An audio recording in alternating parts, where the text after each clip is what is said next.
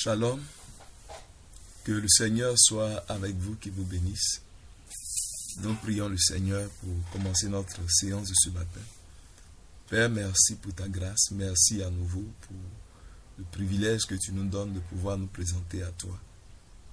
Merci pour tout ce temps que tu nous as donné de parcourir le livre de 1 Pierre. Seigneur, ce matin, aide-nous pour que ce rappel puisse nous aider au nom de Jésus.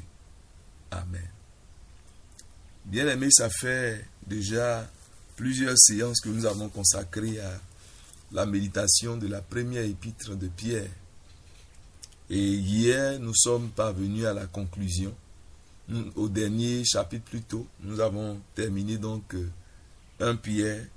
Et aujourd'hui, nous allons juste prendre le temps de rappeler les grands sujets que nous avons pu toucher à travers ce livre. Alors, nous avons rappelé que cette épître est adressée à des chrétiens qui sont dispersés. Donc, à des gens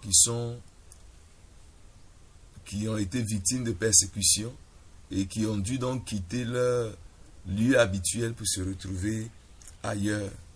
Et donc, Pierre leur écrit pour les encourager à persévérer, mais également à leur rappeler les valeurs essentielles et également l'héritage tellement précieux que nous avons et qu'on doit tout faire pour préserver, pour garder. Alors, il commence par leur rappeler que c'est par grâce que nous avons reçu l'appel à venir à Christ, l'appel qui nous a délivrés de l'ancienne vie pour que nous puissions avoir une espérance vivante. Et il va parler de cette espérance-là qui est pour nous un héritage qui ne peut pas se corrompre, qui ne peut pas se flétrir, un héritage qui a plus de valeur que tout. On ne peut pas l'échanger contre quoi que ce soit.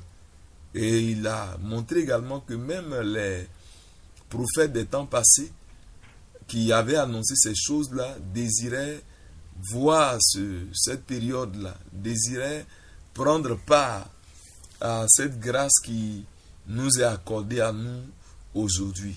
Mais ce n'était pas pour leur temps. Mais nous sommes donc privilégiés, nous à qui le Seigneur Jésus-Christ a fait grâce de pouvoir entendre sa voix et d'être ceux qui héritent de cette bonne nouvelle. Et donc, cette bonne nouvelle-là, il dit même que les grâces d'héritage que cela nous donne, même les anges désirent y plonger leur regard. C'est tellement important, cet héritage. C'est pourquoi le diable, sachant cet héritage glorieux qui nous est échu, fait tout pour nous décourager, pour nous empêcher. C'est la raison pour laquelle il va tout faire pour susciter des persécutions, des difficultés, des pièges de toutes sortes, pour espérer nous voir, nous décourager et abandonner notre espérance.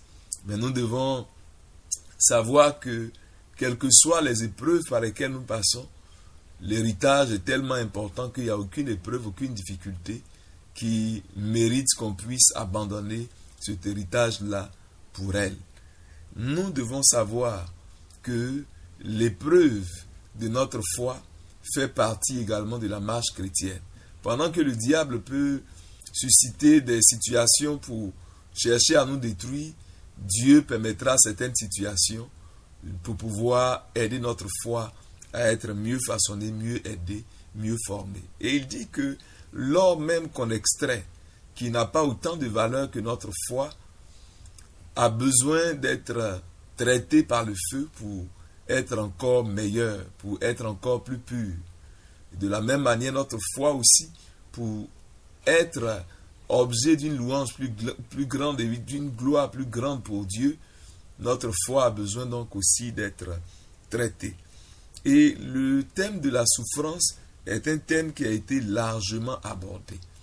Nous avons noté que dans chaque chapitre, ce thème est revenu au moins une fois. Il y a des chapitres où c'est revenu 2 ou 3 fois. On peut avoir des mentions de ce thème-là au moins 6 à 7 fois dans tout ce que nous avons pu lire. Et donc, la souffrance a été largement abordée pour nous aider à comprendre que il ne faut pas être découragé quand il y a des épreuves, quand il y a des situations de souffrance, parce que tel est le chemin normal de la vie chrétienne. Être chrétien, quand on veut l'être sérieusement, ça suppose suivre Jésus. Jésus lui-même dit, si quelqu'un veut me servir, qu'il me suive. Si quelqu'un me sert, qu'il me suive. Donc, si nous devons le suivre, le chemin qu'il a emprunté, c'est ce même chemin que nous allons emprunter. Les épreuves qu'il a traversées, nous ne pouvons pas le suivre en espérant ne pas connaître ces épreuves-là. Nous devons être plutôt préparés à traverser les mêmes épreuves. Le monde l'a haï, le monde l'a rejeté, le monde l'a outragé, l'a méprisé. Il faut que nous sachions que nous aurons à subir des traitements similaires si nous nous engageons à devenir comme lui, à le suivre. Donc la souffrance ne doit pas nous étonner. C'est ce qui est normal sur le chemin que nous avons emprunté à la suite de Jésus. Et la Bible nous dit que Jésus lui-même a souffert et qu'il a été affligé, il a été outragé, il a été maltraité, mais il ne faisait aucune menace, il n'a pas ouvert la bouche pour faire quoi que ce soit de mauvais, pour dire quoi que ce soit d'inconvénient. Jésus est resté digne dans la souffrance, il a accepté la voie que le Père a tracée pour lui. Et la Bible nous demande, nous aussi, de nous armer de la même pensée de souffrir. Si nous voulons régner avec Christ, si nous voulons être glorifiés avec lui, il faut savoir que c'est ceux qui souffrent avec lui qui sont glorifiés également avec lui. Donc, bien aimé, c'est très important de tenir bon devant les épreuves. Jésus même nous a dit de tenir bon. De tenir bon parce que lui, il a vaincu le monde. Il nous aidera certainement à pouvoir vaincre également le monde. Il nous a demandé de persévérer jusqu'au bout. Soyons persévérants. Demeurons fermes. La persécution fait partie de notre héritage. Ça fait partie des choses que Dieu a mis sur notre chemin parce que cela aide à former notre vie, à la purifier, à purifier notre foi, à la rendre encore plus forte. Et il nous dit les raisons de ces souffrances-là, ce que ces souffrances-là apportent. Il dit au chapitre 5 qu'on a lu en dernière position, dans les dernières séances, il dit « Quand vous aurez souffert un peu de temps, le Dieu de toute grâce, qui en Jésus-Christ vous a appelé à sa gloire éternelle, vous formera lui-même, vous affermira, vous rendra fort et inébranlable. » Il a tout pouvoir, mais voilà, pour nous affermir, il utilise la souffrance. Pour nous rendre forts, il utilise la souffrance. Pour nous rendre inébranlables, c'est le même moyen qu'il utilise. Donc, bien aimés, nous devons être bien avertis et bien préparés, bien armés de cette pensée de souffrir. Également, il nous a montré que quand Dieu nous a appelés, il nous a changés. Il nous a délivrés de l'ancienne vie de péché et il nous a appelés donc à une vie sainte. Il nous a rachetés de la vaine manière de vivre. Nous ne pouvons pas continuer donc à vivre dans l'impureté. Jésus a payé un prix cher pour nous récupérer. Il a payé un prix cher pour nous délivrer de la vie de péché. Ne retournons pas encore dans le péché. Nous sommes appelés à être saints comme celui qui nous a appelés est saint lui-même. Dans nous, notre vie doit être menée dans la sanctification en recherchant les vertus du Seigneur. Nous sommes devenus des enfants du royaume de sainteté. Nous sommes devenus des enfants de lumière. Nous ne pouvons pas continuer à vivre comme des enfants des ténèbres. C'est pourquoi il dit de rejeter tout ce qui est malfaisance, tout ce qui est hypocrisie, tout ce qui est péché, tout ce qui est souillé. Et que désormais, en tant que des enfants nouveau-nés, des enfants de notre Père Céleste, nous devons désirer tout ce qui va nous aider à développer cette vie que Christ nous a donnée. Il nous a régénérés à une nouvelle vie. Nous avons une nouvelle vie en nous, Christ en nous. Nous devons chercher à cultiver cette vie pour qu'elle grandisse. Donc, comme des enfants nouveau-nés, nous devons rechercher le lait pur de la parole pour grandir à salut. Nous avons goûté que le Seigneur est bon. Il faut que nous continuions à nous approcher de lui. Notre vie doit être édifiée.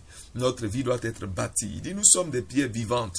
Nous devons donc nous approcher de lui. Nous sommes des pierres choisies. Nous devons venir à lui pour que nous soyons bâtis, nous soyons édifiés pour former une maison spirituelle, pour former un saint sacerdoce, pour former un édifice, pour offrir des sacrifices à notre Dieu.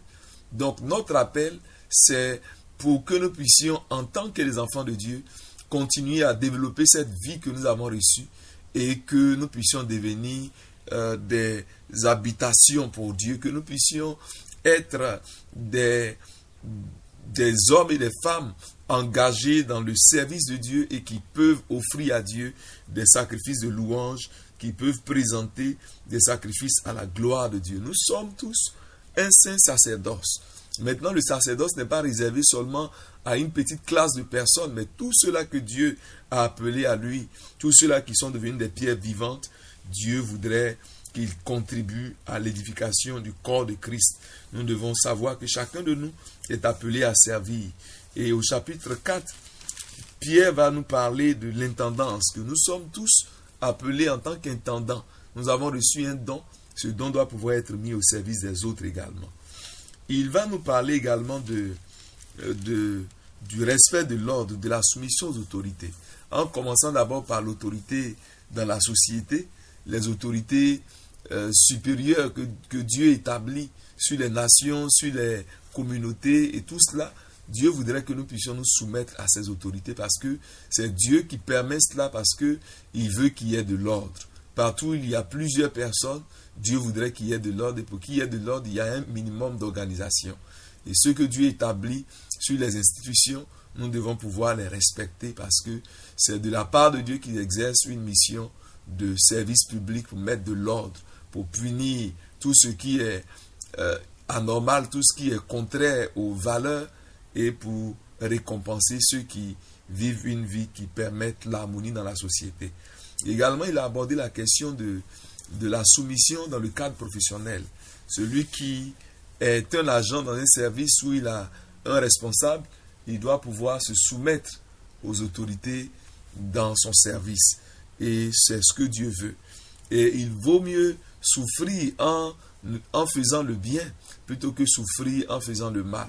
Quand nous sommes dans une société, si nous agissons correctement, c'est vrai qu'il peut arriver qu'on soit persécuté. Mais si nous sommes persécutés en faisant le bien, c'est une gloire, c'est une bénédiction.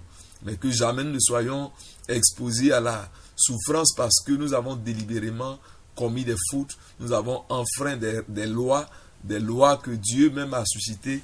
Il faut veiller à ne pas être des gens qui sont surpris dans de mauvais comportements, que ce soit dans la société ou dans le cadre professionnel. Le chrétien doit pouvoir donner l'exemple. Quand il travaille dans une entreprise, il doit servir, travailler comme pour le Seigneur. Si nous servons dans une entreprise comme pour le Seigneur, alors il n'y a pas de raison que nous soyons de mauvais agents, il n'y a pas de raison qu'on soit des gens qui manquent de conscience professionnelle.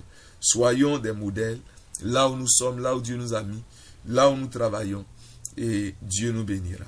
Il a abordé également cette question de l'ordre là, dans le cadre du foyer.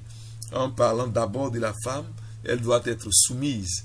Elle doit être soumise et rechercher les vertus d'un cœur pur, des vertus d'un esprit doux et pacifique, et plutôt que de mettre l'accent sur l'apparence extérieure, les bijoux, les habits chers et toutes ces choses artificielles que nous voyons aujourd'hui. La femme chrétienne doit rechercher les valeurs de la crainte de Dieu, les valeurs de la pureté, les valeurs de la justice, de l'humilité, de la soumission. C'est ce qui va amener son mari, s'il n'est pas encore converti, à voir la lumière de Dieu et à venir à cette lumière-là. C'est par son comportement d'abord et non pas par beaucoup de paroles.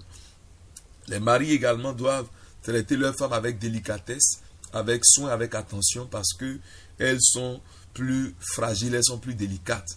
Et il faut travailler à créer la cohésion, à créer l'entente, à créer l'union d'esprit dans le foyer, parce que un foyer où il y a des mésententes, c'est un foyer également où les prières ne vont pas monter correctement.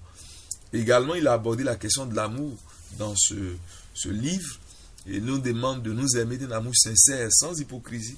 Cet amour qui doit nous amener à couvrir une multitude de péchés. Quand on amène quelqu'un à la foi, on a couvert une multitude de péchés. Nous ne devons pas rendre le mal pour le mal, ni insulte pour insulte. Nous devons avoir un cœur miséricordieux qui pardonne. Il nous invite également à l'hospitalité. En tant que chrétien, il doit avoir la solidarité au milieu de nous. Il doit avoir également l'hospitalité. Même si cette valeur-là, aujourd'hui, n'est pas trop celle que notre société moderne célèbre, mais pour nous, en tant que chrétiens, l'hospitalité est une valeur importante. La Bible dit d'autres, pour l'avoir exercée, ont même hébergé des anges et cela a été une grande bénédiction pour eux. Il nous invite aussi à être prêts à témoigner de notre assurance. Quand le monde verra nos vertus, notre assurance, notre paix, il pourrait nous demander la raison de notre assurance. Il faut être prêt à témoigner de Christ. Il faut être prêt à évangéliser. Dès qu'il y a une opportunité, nous devons pouvoir saisir l'opportunité. Bien-aimés, nous sommes appelés à vivre dans la pureté. Nous devons vivre en nous éloignant complètement du monde. Nous devons vivre en obéissant aux valeurs de la vie chrétienne. Au chapitre 4, il aborde cela en nous demandant de nous armer de la pensée de souffrir pour faire comme Christ, imiter Christ, pour faire la volonté de Dieu, pour nous débarrasser des plaisirs de la chair, pour ne pas nous livrer aux vices, aux passions mondaines, à la débauche et à toutes ces choses-là. Nous devons fuir ces choses-là et nous engager à vivre cette vie qui est nouvelle, puisque nous sommes passés de la mort à la vie. Nous avons une nouvelle vie et c'est cette nouvelle vie par l'Esprit que nous devons maintenant mener.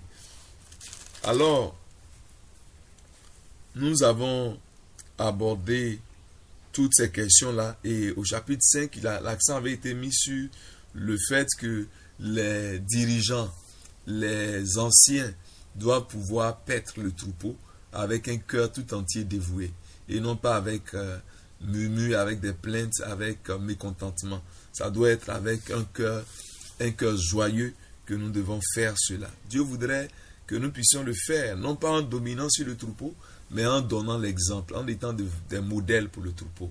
Et il demande également aux jeunes d'être soumis aux anciens.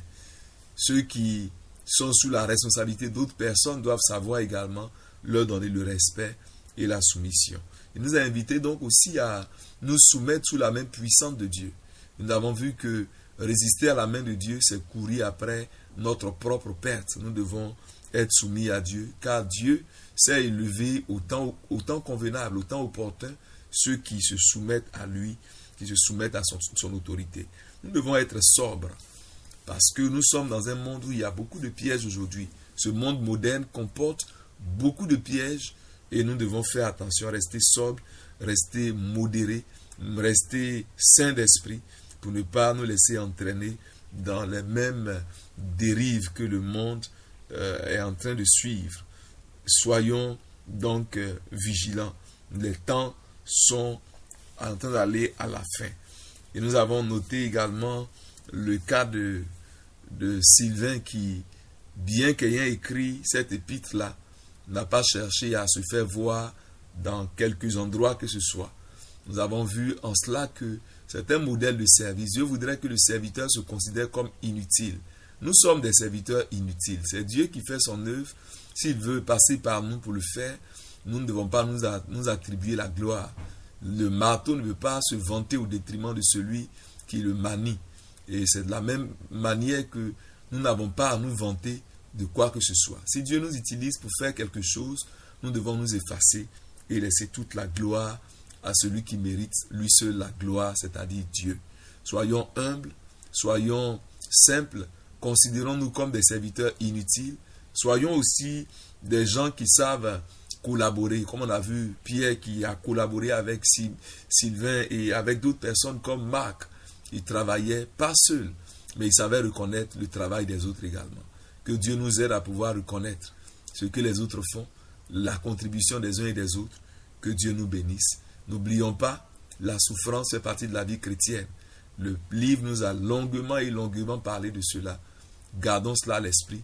Que Dieu nous aide à ne pas nous décourager quand il y a des épreuves, mais au contraire, qu'on puisse prêter l'oreille pour savoir qu'est-ce que Dieu attend de nous dans telle ou telle situation. Il a toujours une solution. Que Dieu nous aide, qu'il rende nos cœurs vraiment sensibles à sa voix pour arriver à identifier sa voix, pour savoir devant chaque épreuve quelle est la porte de sortie que Dieu met devant nous. Que Dieu nous bénisse. Nous prions le Seigneur. Père, merci pour tout ce que tu nous as permis d'apprendre tout au long de ce livre. Tu nous as aidés et nous voulons bénir ton nom. Tu nous as longuement parlé de souffrance, Seigneur, Aide-nous à savoir que l'héritage qui nous attend est largement plus grand que tout ce que nous pouvons avoir enduré. C'est pourquoi les souffrances ne doivent pas nous décourager. Donne-nous un cœur qui vise l'héritage et qui ne lâcherait pas l'héritage pour quoi que ce soit. Oh Dieu, aide nos cœurs à suivre tes valeurs, à rechercher ce que tu recherches en nous aussi, oh Dieu. Merci Seigneur, que ton nom soit béni au nom de Jésus.